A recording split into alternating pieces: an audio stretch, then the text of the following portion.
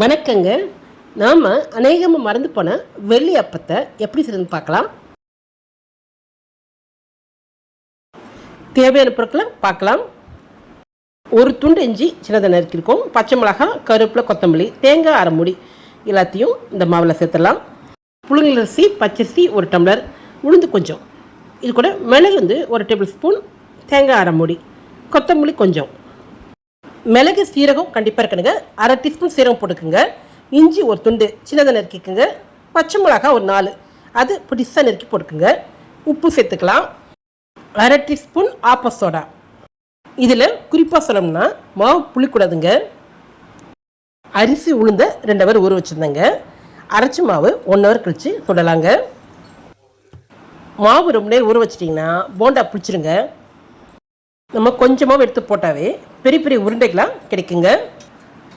மதுரையில் வெள்ளையப்போனா இதாங்க, இந்த மாதிரி தான் சுடுவாங்க. குறிப்பாக ஹோட்டலில் இந்த மாதிரி செய்வாங்க. மதுரையில் மீனாட்சி பவன்ற ஹோட்டலில் இந்த வெள்ளையப்போ ஈவினிங் நேரத்தில் சுடுவாங்க. நல்ல பெரிய சைஸில் உருண்டைகளாக கிடைக்குங்க. 2 வெள்ளையப்பம் சாப்பிட்டா வயிறு நிறைஞ்சிருங்க. டேஸ்ட்டுன்னு பார்த்தீங்கன்னா ரொம்பவே சூப்பராக இருக்குங்க. கண்டிப்பாக அந்த பக்கம் கிராஸ் பண்ணுறவங்க இந்த வெள்ளைப்பம் சாப்பிடாம போக மாட்டாங்க. இது பாரம்பரிய பலகாரங்க, ரொம்ப டேஸ்ட்டாக இருக்குங்க. நீங்கள் கண்டிப்பாக மிஸ் பண்ணாமல் செஞ்சு பாருங்கள். சுட சுட சாம்பாரோடு தேங்காய் சட்னி சாப்பிட்டா சூப்பராக இருக்குங்க. கார சட்னியும் நல்லா இருக்குங்க. வெள்ளைப்பம் ரொம்ப டேஸ்ட்டாக இருக்குங்க. இதில் நம்ம மிளகு, சீரகம், இஞ்சி, அப்புறம் தேங்காய் போட்டிருக்கோம் இல்லையா, டேஸ்ட்டு அப்படி இருக்குங்க.